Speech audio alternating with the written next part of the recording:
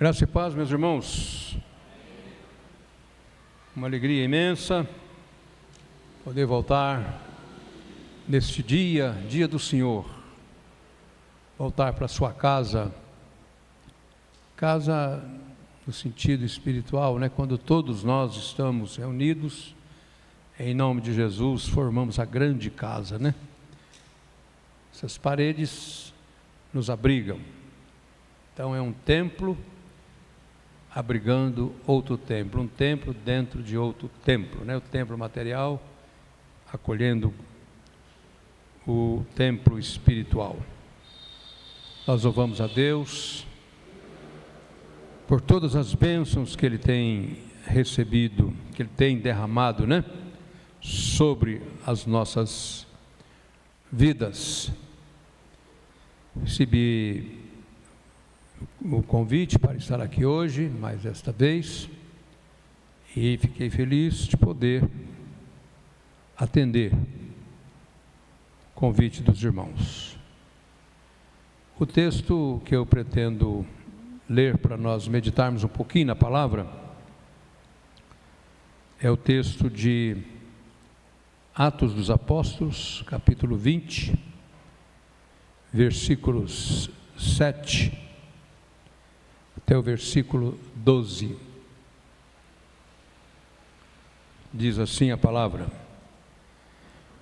No primeiro dia da semana, estando nós reunidos com o fim de partir o pão, Paulo, que devia seguir viagem no dia imediato, exortava e prolongou o discurso até a meia-noite.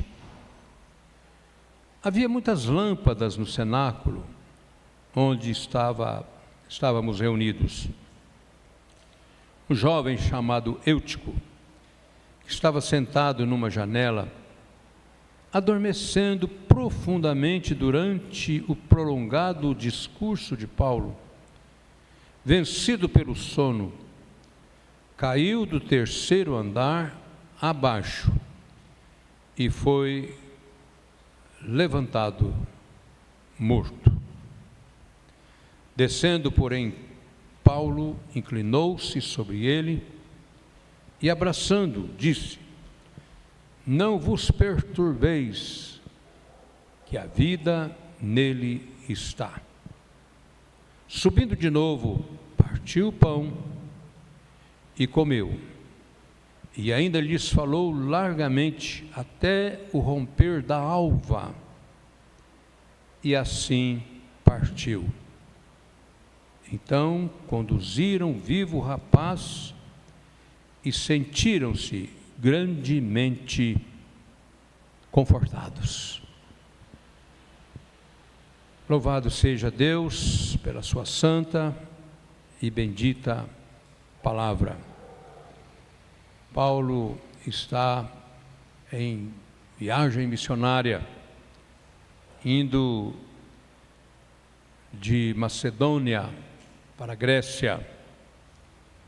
Então, na mesma região, mas uma província diferente para a Grécia, a grande província. E ali tinha um grupo de discípulos. Então, formavam a comunidade. Nós sabemos que, quando Paulo chegou em várias cidades como missionário, ele encontrou em algumas cidades alguns discípulos que reuniam-se e falavam de Jesus. Então, os comentaristas afirmam que era possivelmente aqueles irmãos do dia de Pentecostes, aquela grande multidão de pessoas que estava em Jerusalém, quando receberam o Espírito Santo, depois de ouvir a palavra de Deus pregada pelos apóstolos, principalmente o apóstolo Pedro, e eles, terminado aquele movimento, voltaram para as suas comunidades, para os seus países ali vizinhos, E lá eles formavam uma pequena comunidade, onde eles reuniam, cantavam, louvavam o nome do Senhor e também falava de Jesus, da obra redentora de Cristo. Como nós fazemos? Esse é o nosso trabalho, nosso papel como igreja. Durante a semana nós temos nossas correrias, nossos afazeres, mas no final de semana é uma alegria para nós. No primeiro dia da semana, estarmos na casa do Senhor com os irmãos, prestando, trabalhando para o Senhor, porque aqui é um serviço de adoração, serviço de louvor, onde nós nos edificamos ao ouvirmos a palavra, onde nós reencontramos nossos irmãos, depois aquela confraternização gostosa, depois do culto, não é? Às vezes sentamos até a mesa para comer alguma coisa, tomar um café, um suco.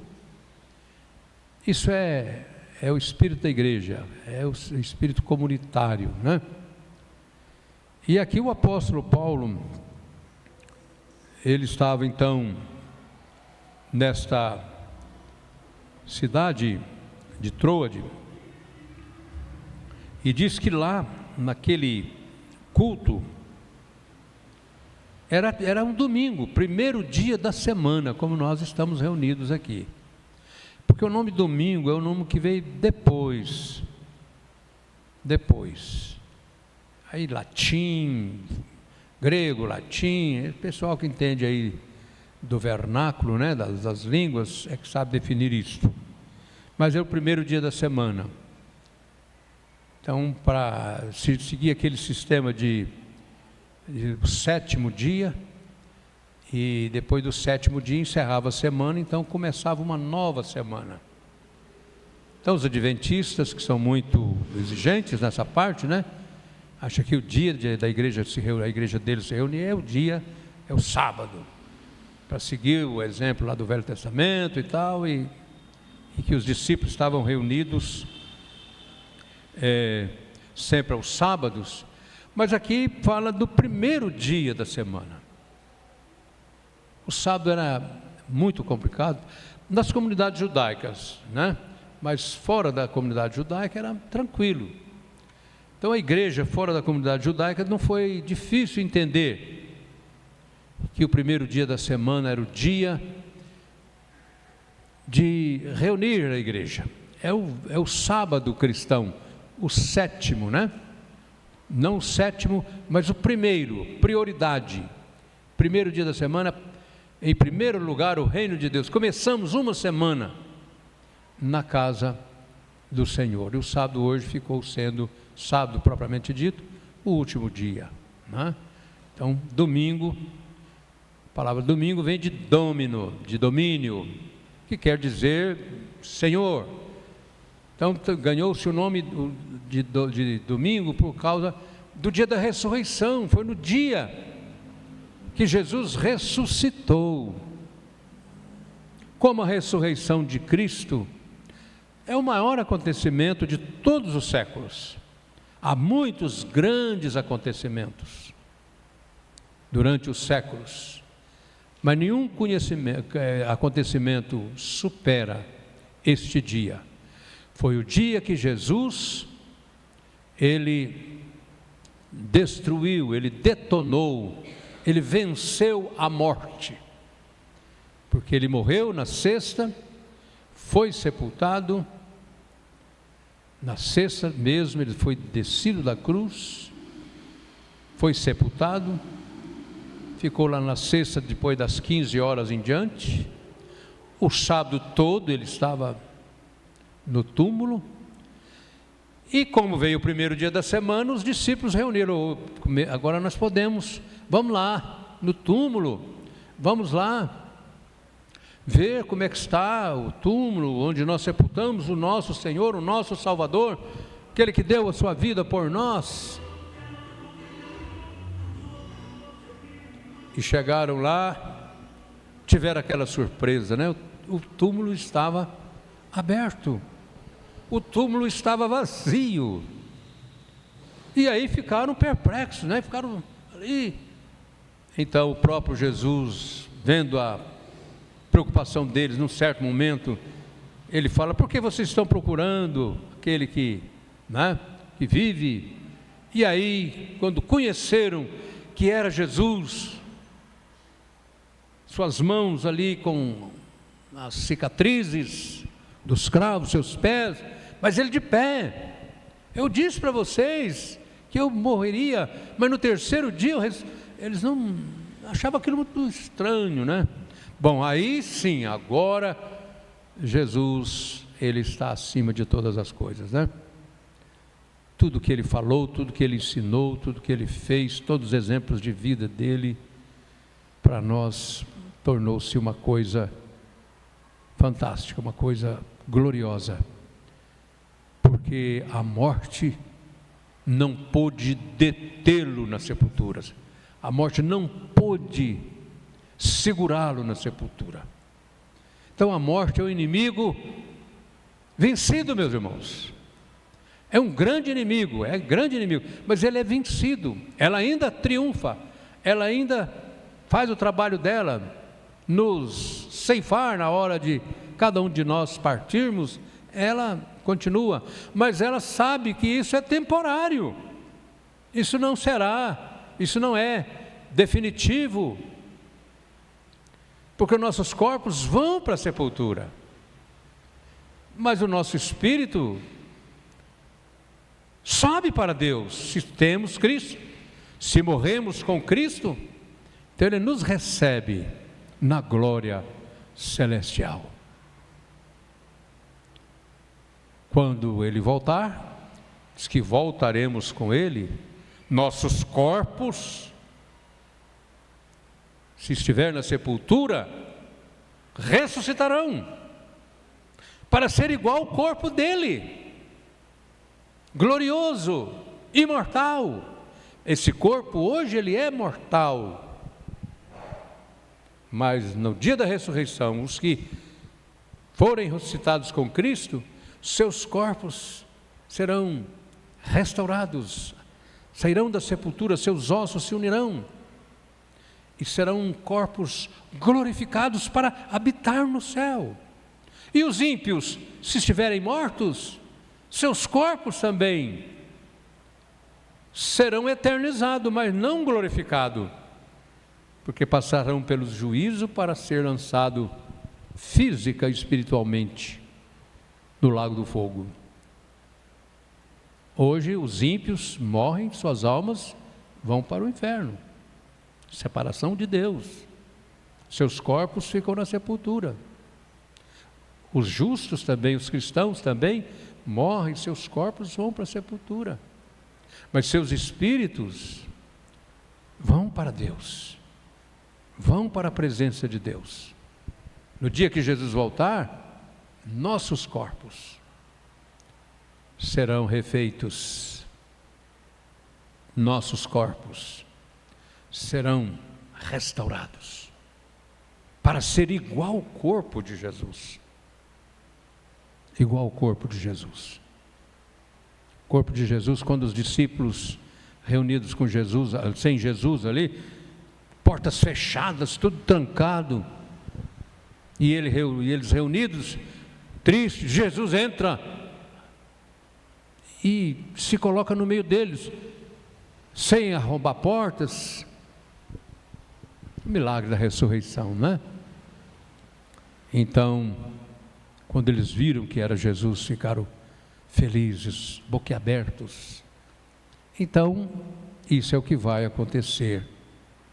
Aqueles que morreram de Cristo para cá, no dia do juízo, esses corpos sairão da sepultura, suas almas, os que morreram em Cristo, descerão e se unirão aos seus corpos, porque vai acabar essa separação de céu lá em cima, até o universo será um só, não haverá separação. O novo céu, a nova terra, onde habitará a justiça, sem morte, sem tristeza, sem preocupação com ladrões, não vamos precisar de portas trancadas, não vamos precisar de guardas, comprar revólver, deixar lá na gaveta, porque se o ladrão vier, nada disso. O mundo será glorioso, como foi o Éden, antes de Adão pecar, mais ou menos ali né? É o futuro Éden, glorioso, o Éden eterno. Agora os ímpios, lamentavelmente, também ressuscitarão, seus corpos, os que morreram, que estiverem mortos, seus corpos ressuscitarão, serão eternizados, não glorificados, serão julgados e condenados e lançados no lago do fogo. É o que a Bíblia nos ensina, essa escatologia, né, do homem. Então o apóstolo Paulo estava pregando no dia em que, no dia de domingo, reuniram com o fim de partir o pão, porque Jesus disse, naquela noite da ceia, ele disse, façam isso. Todas as vezes que reunirdes para este fim, façam isso, lembrando de mim. É a recomendação do Senhor. É por isso que nós temos aqui um domingo por mês, onde nós partimos o pão, obedecendo aquilo que ele disse, em memória dele, lembrando dele. Ele está presente. Ele está presente, mas lembrando dele. Então Paulo estava ali um pouco de passagem, e diz que ele aproveitou o ensejo para se comunicar mais com a igreja, falar mais com a igreja, edificar a igreja. E ele fez um sermão longo, esses sermões assim, tipo que o pastor Antônio faz, né? Demora demais, né? Sermões assim que o Douglas prega, longo, tem começo, mas quase que não termina, né, Douglas? Os irmãos quase dormem no banco. Não, meus irmãos, nós temos procurado ser o mais rápido possível, falarmos o bastante, mas no menor tempo possível. Umas 2 horas aí, né? A gente já estará em casa de velho, né? Para dormir, descansar e enfrentar a nova semana. Então, Paulo prolongou na mensagem, sermão daqueles bem longo, e diz que lá tinha lâmpadas, era um cenáculo, né? Onde eles reuniram, a igreja reunida, no dia do Senhor, como nós estamos aqui. E esse moço chamado Eutico, ele, em vez de sentar junto com os irmãos, sentou na janela, né? Certamente tomando uma brisa e olhando a rua, o que se passa na rua, né? Jovem às vezes é meio assim, distraído, né? Fica distraído, perde a atenção, precisa, a gente está chamando a atenção. E nisso acabou que ele dormiu, em um sono profundo. Jovem geralmente tem sono muito profundo, né? É novo, gasta muita energia, cansa muito, e quando dorme, aquele sono, não é como nós velhos, né? Qualquer barulhinho acorda a gente, aí pronto. Aí até dormir de novo, aquele sofrimento. Mas jovem não, jovem acordou, chamou, ele acorda, atende, depois volta para a cama, já cai dormindo, né? E dorme, se deixar, vai até a hora do almoço, né? Precisa de chamar, põe o despertador por causa do serviço, né? Tem que trabalhar, ou ir para a escola. Então, diz aqui o texto que Eutico estava sentado numa janela, adormecendo profundamente, durante o prolongado discurso de Paulo. Então Paulo falou muito, mas um muito necessário, porque há momentos que a gente demora no sermão, mas dependendo da circunstância, é necessário, não pode ser na correria, tem que, né? Tem que dar o tempo. Eu pastoreava lá na Baronesa, quando eu pregava lá uns 20 minutos, 25 minutos, os irmãos não gostavam não, queria que eu falasse pelo menos uns 45 minutos, 1 hora. Eu falei, não, meus irmãos, Deus me deu só 40 minutos, e demos o recado em 40 minutos, né? Mas se um dia for necessário, a gente vai falar 1 hora, né? Ou mais, se for o caso. Como uma vez me pediram para falar sobre o Apocalipse na escola dominical, né? Eu falo, não, bom, nós vamos falar, mas só que não pode ser 40 minutos, não, tem que ser pelo menos 1 hora. Não tem problema, pode gastar até mais. Eu falei, oh, beleza, não, mas 1 hora tá bom. Então, Paulo demorou, e o moço, lá na janela, não tinha certamente o que ver, né? Viu o que não estava devendo ver, e veio o sono, e ele, então, o que acontece? Ficou ali dormindo, profundamente. O sono, ele é necessário, mas às vezes o sono é nosso inimigo, Quando nós temos uma responsabilidade assim, de manhã, que temos que madrugar, então, o dia que eu preciso levantar de madrugada para fazer alguma coisa, meu Deus, é um suplício, porque eu arrumo o despertador lá para despertar, mas eu desperto mais cedo que o despertador, porque eu fico preocupado, com medo dele não despertar. E com isso, eu durmo muito menos do que devia dormir. Mas, quando ele dá o grito, eu já estou de pé, já levantei. E já fui embora para o compromisso. E assim o menino, daquele sono prolongado, o discurso de Paulo também longo, e o moço vencido pelo sono, acabou que ele foi se mexer, caiu lá do andar onde ele estava. E o pessoal, pronto, acabou, aí cortou toda a atenção, né? Aí foi uma perturbação, porque, como é, aquele barulhão, né? Um rapaz, um membro dos filhos das famílias da igreja ali, então foi aqui, pronto, e agora? Fazer um velório, meu Deus do céu, agora vai ter que culto, virar velório, velar o corpo. Paulo chega lá e dá uma examinada, não, ele está vivo, ele está só desacordado, né? Ah, foi aquele alívio. Então, aí tudo veio a paz, né? O discurso de Paulo, vencido pelo sono, caiu o rapaz do terceiro andar, abaixo, e foi levantado dado por morto. Descendo, porém, Paulo, inclinando-se sobre ele, e abraçando, disse, não vos perturbeis, que a vida está nele. Subindo de novo, partiu o pão, aí é que ele foi ministrar a ceia, né? Então uma ressurreição ali, uma espécie de ressurreição, né? E logo em seguida, todo mundo alegre, a família do rapaz, de certo, aquele irmão feliz, né? De ver que ele estava vivo, não foi só um acidente.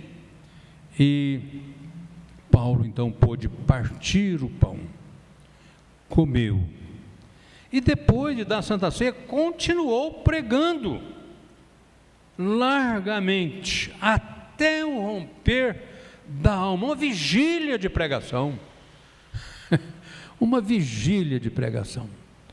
Mas Paulo tinha que aproveitar aquela ocasião, ele não estava ali direto, ali tinha alguém, tinha obreiros que cuidavam da igreja, e Paulo na sua autoridade apostólica, a igreja nascendo, a igreja estava no seu nascimento, estava nos seus primeiros dias de nascimento, precisava de muita orientação. O mundo que aqueles cristãos viviam não era diferente do nosso, era igual ao mundo de hoje, apesar de hoje ter todo o progresso, pior ainda, né? Porque o progresso todo o progresso tem nos roubado, nós temos sido assaltados pelo progresso, e temos terceirizado as coisas de Deus, temos deixado as coisas de Deus. Depois eu vejo, depois eu vou ler. Quantas vezes você leu a Bíblia essa semana, meu irmão? Nem uma vez, não li. Tem irmão, né, um irmão uma vez procurou óculos. Gente, vocês viram meus óculos? Não vimos. Mas faz dias, mas espera aí, eu preciso do meu óculos, já tem dias que eu não... Aí alguém falou, minha irmã, a senhora pôs o óculos dentro da Bíblia, né? Aí foram lá pegar a Bíblia, trouxeram para ela, ela achou o óculos, porque ela guardou o óculos da Bíblia e passou dias sem ler a Bíblia. Passou vários, momentos longos sem ler as Escrituras, então não esqueceu dos óculos. Então a Bíblia tem sido para muita gente um baúzinho, né? Para colocar a carta, para colocar documento, conta para pagar, às vezes, né? Um talãozinho, talão de cheque, às vezes, né? Não, meus irmãos, a Bíblia pode até guardar, colocar alguma coisa, não tem problema não, mas ela, examinai as Escrituras, porque julgais ter elas a vida eterna, porque são elas mesmas que testificam de mim. Então, diz aqui o texto que depois que Paulo orou para aquele menino e viu que estava tudo em paz, ele subiu de novo, partiu o pão e comeu. Ministrou a ceia, né? Partiu o pão, deu a Santa Ceia e continuou falando, continuou pregando até o romper da alva, uma noite inteirinha na presença do Senhor, com gente dormindo e caindo semi-morto, e Paulo põe lá a mão e ele está vivo, e depois volta e continua de onde parou, porque Paulo, quanto tempo ele levaria para voltar ali? Então ele tinha que fazer um trabalho completo, e o tempo, uma hora, 2 horas, não era suficiente. Ele estava, ali com toda a sabedoria de Deus, e usou todo aquele tempo que ele precisava usar para edificar aquela igreja, para aquela igreja ter força espiritual, ser nutrida espiritualmente, porque o Império Romano estava cerrando fileiras para dar um fim no movimento do Nazareno, porque a igreja é tida lá no início como o movimento do Nazareno, aquele Nazareno que morreu numa cruz, que eles falam que ele está vivo, não está vivo coisa nenhuma, ninguém nunca viu ele, depois, sim, até Jesus ir para a cruz, ele foi visto por muitas pessoas, muitas testemunhas o viram, crentes, cristãs ou não. Depois da sua morte, aí não, agora ele apareceu muitas vezes, mas só para a sua igreja. Paulo explica isso lá em 1 Coríntios, lá no capítulo 12, sobre a ressurreição. Ele começa a falar das aparições, as vezes que Jesus apareceu, e ele falou, e o último que teve o privilégio de vê-lo pessoalmente fui eu sou o último que o viu. E depois Jesus não foi visto mais, assim visivelmente não foi visto mais, mas ele deixou a sua palavra. Então aí os servos de Deus se encarregaram de registrar para determinados grupos de pessoas que queriam, eles não podiam estar em todo lugar, então registraram, fizeram aqueles rolos, e foi distribuído, e as pessoas encomendavam, e eles escreviam, e esses rolos é a Bíblia. Foi assim, desde o Velho Testamento e até o Novo Testamento. Depois tornou-se livro, mas até foi muitos anos depois. Foi Gutenberg, Tornou-se livro com Gutenberg, que ele fez a prensa, E o primeiro livro a ser impresso no mundo foi as Sagradas Escrituras. Deus deu a capacidade para o Gutenberg, aquele alemão, né? Por isso que as grandes impressoras todas são alemãs, né? Hoje não, hoje virou, já está bem comum. Então a Bíblia foi impressa pela primeira vez por Gutenberg. Ele terminou, fez a prensa e tal. Agora daí surgiu a ideia, vamos imprimir as Escrituras.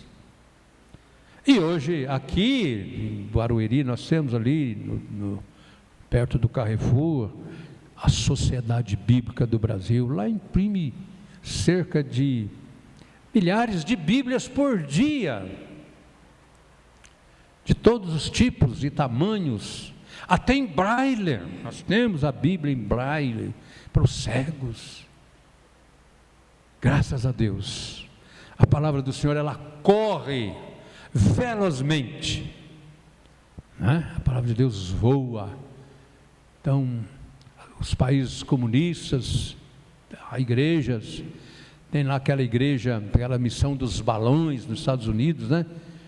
Que na Rússia, naqueles países onde cortina de ferro, então eles distribuem Bíblias, porções das Escrituras para aqueles povos, na língua daquelas gentes, né?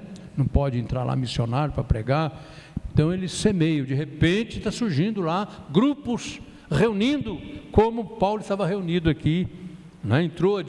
E tem muitos irmãos aí pela Europa, pela Ásia, lendo as Escrituras e servindo a Jesus.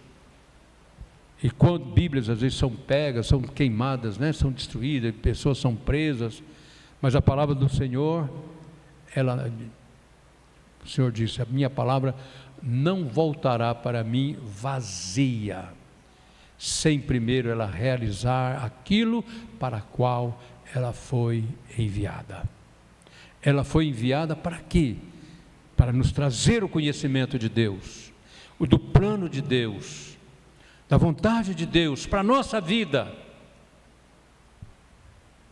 para quando nós partirmos, nós estarmos, né, preparados para encontrar com o Senhor, e quando Ele voltar, também nós estarmos, os que estiverem vivos, né, estarem preparados para subirem, como subiu Enoque, né? Enoque, o sétimo depois de Adão, foi trasladado, como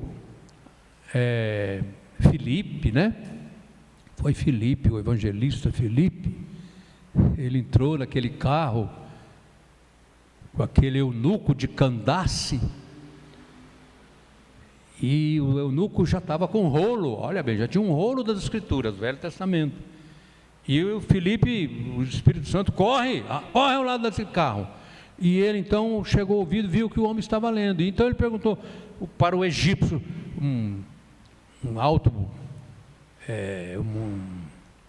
uma autoridade da rainha, lá dos etíopes, entendes tu que lês? O Espírito falou, chega-te, ajuda-te a esse carro, e o carro andando, os cavalos puxando, e ele correndo do lado do carro, como se fosse pegar uma carona, e ele pôs o ouvido, viu o homem lá lendo, o eunuco, né, lendo, era o oficial da rainha, entendes tu que lê? Como entender se não há quem me explique? Aí ele parou o carro, Filipe entrou, e eles continuaram viajando, e Filipe, pegando daquela escritura que ele estava lendo, que ele foi levado para o matadouro, justamente falando como seria imolado o Messias, e partindo dessa escritura, ele pregou para aquele homem, ele fez a classe de catecúmeno com aquele homem, doutrinou aquele homem. De repente, numa certa altura, depois de muito tempo, o homem estava bem ciente de tudo, creu em Jesus, se converteu, e então pararam num lugar lá e tinha água. Então ele disse, olha, olha aí água, vamos descer, e batizou aquele homem. Então ele foi para Etiópia, e lá nasceu a chamada igreja copta. A copta hoje está bem dividida, mas tem um remanescente fiel lá, da igreja copta, que é fruto do trabalho de Filipe. E Filipe viu que o carro foi embora. O que o Senhor Jesus fez com Filipe? Foi o primeiro arrebatamento temporário. Pegou Filipe onde ele estava e o levou para Azoto. O primeiro homem a andar de helicóptero. Pegou ali para Azoto. Aquele tempo, né, quando Deus tem que agir, operando eu, quem impedirá? Né? Se for necessário, Deus move céus e terra para que a sua vontade seja feita. Então foi o primeiro arrebatamento temporário. Pá, pá! E ele desce lá do outro lado e voltou para casa feliz. E aquele homem foi embora. E lá surgiu uma comunidade cristã na Etiópia, país dos negros, lá na África, né? No extremo da África lá, surgiu uma igreja copta, que é uma igreja evangélica, embora está bem dividida, tem várias ramificações, mas tem um remanescente fiel lá, que serve a Jesus segundo o que a gente lê na história. Então, meus irmãos, assim, aquele rapaz foi conduzido vivo para sua família, e Paulo continuou a sua jornada, que era terminar aquela viagem missionária. Das 3 que ele fez, então uma quarta. Ele fez 4 viagens missionárias, toda começando em Jerusalém e indo até Roma. Lá em Roma ele teve, a última vez ele foi preso, a 4ª viagem ele foi preso, e lá, por que Paulo foi preso? Por que Jesus permitiu Paulo ser preso em Roma, e por muito tempo, cerca de 2 anos, ele ficou na prisão? Todas as coisas cooperam para o bem daqueles que amam a Deus. Grande parte do Novo Testamento, essas epístolas de Paulo, foram escritas por ele na prisão, e enviava para aquelas igrejas da Ásia, para a igreja da Grécia. Então todas essas, a maioria das epístolas que nós temos, tudo é fruto da pena do apóstolo Paulo, movido pelo Espírito Santo, para escrever, para orientar aqueles irmãos, para edificar aqueles irmãos. Se hoje nós temos a Bíblia, 2/3 do Novo Testamento veio da pena de Paulo, a maioria desse texto na prisão, escrito da prisão. Então hoje nós temos a Bíblia aqui, para a gente ler, para a gente meditar, mas se nós puder voltar o tempo para ver onde é que foi escrita, como foi escrito, em que clima que isso aqui foi escrito, de noite, no escuro, e sujeito à perseguição, tinha que estar escondendo, e hoje nós temos tudo prontinho aqui, prontinho para nós saborear, para nós lermos, para nós meditarmos, para nós falar para os outros, para nós nos aconselhar uns com os outros, para nós nos edificar. E como nós abandonamos a Bíblia, como nós largamos ela para lá, de domingo em domingo a gente examinar as Escrituras, porque julgais ter nelas a vida eterna, porque são elas mesmas que testificam de mim. Trazei o livro, vamos conferir no livro, o livro de Deus. Então, meus irmãos, vamos estar na igreja, em todas as nossas reuniões, não é todo dia, né? 1, 2 vezes por semana, participando das nossas reuniões, ouvindo a leitura da palavra, lendo em casa, lendo em família, lendo para os filhos, o culto doméstico, né? A gente ouvia falar tanto em culto doméstico, não temos mais, acabou tudo. Não temos mais. E se for para fazer isso, todo mundo tem pressa. Nós não vamos sair sem primeiro ler a Bíblia, orar, para nós sairmos. Feliz da família que consegue fazer isso. Feliz da família. Porque a maioria não faz. Tempo até tem, mas é porque fala que está com pressa. Tem pressa. Não posso. Então, com isso, nós vivemos essa vida cristã um pouco raquítica às vezes, né? Enfraquecida, porque nos falta o alimento diário para nos sustentar. Então, meus irmãos, fiquemos aí com essas exortações, com esses conselhos, como é importante, como é maravilhoso nós estar nos alimentando, né? O almoço é infalível, a janta ou o lanche de tarde é infalível, o lanchinho antes de dormir é infalível, mas a alma é de 8 em 8 dias e olhe lá.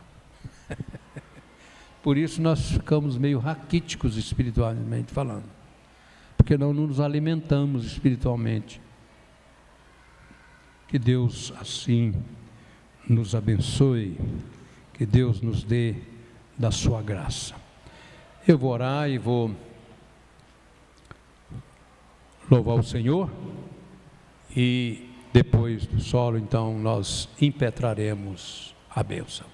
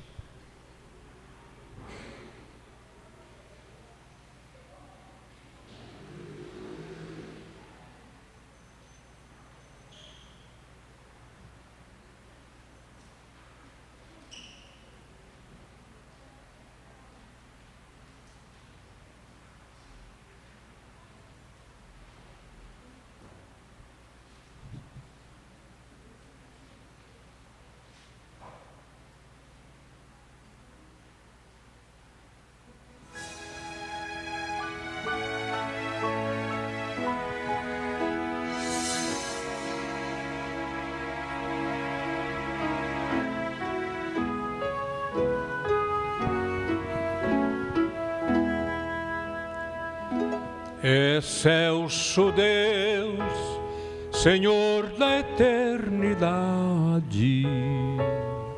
eterno Pai, que tudo fazes bem, ó grande Rei de luz e majestade, encheste os céus e as tuas mãos nos deu. A criação proclama sua glória, as santas leis de seu divino amor, enquanto entoam hinos de vitória,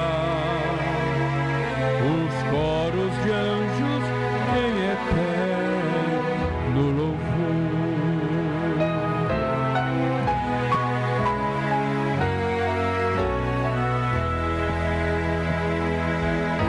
Cristo, a ti pertence a divindade, o Criador, a superna lei. Na cruz morreste pela humanidade, mas ressurgiste onipotente Rei.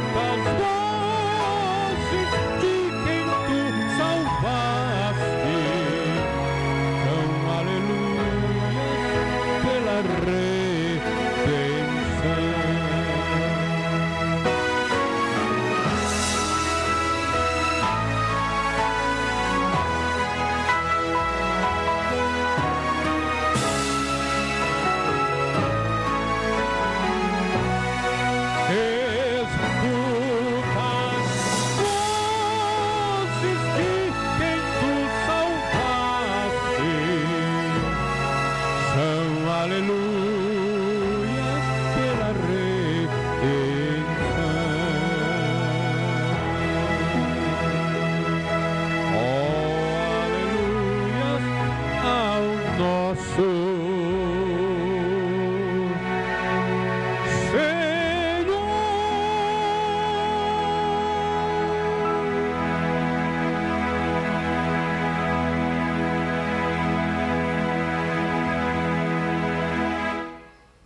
Pedi ao presbítero Davi para vir cá orar por nós, e eu impetrarei a bênção após a oração.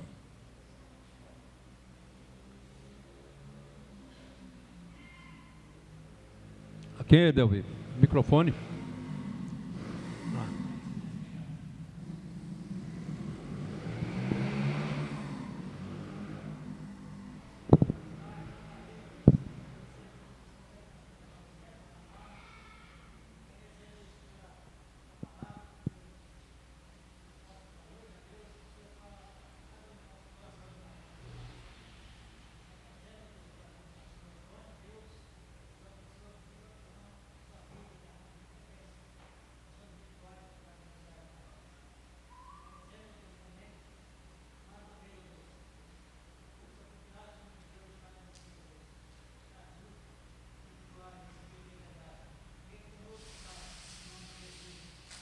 Amém.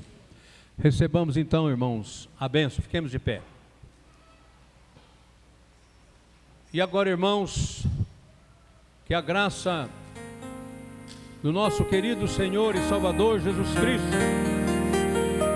o amor de Deus, Pai das luzes, em quem não há mudança, nem sombra de variações, a eterna consolação do Espírito Santo, seja sobre vós, irmão, agora e para todo sempre.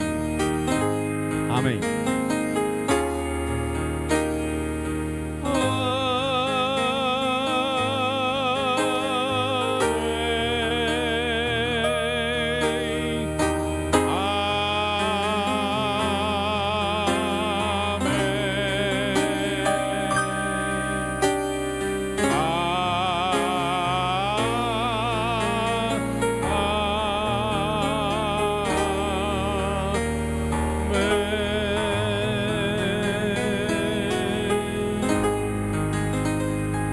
Irmãos, vamos receber agora os avisos.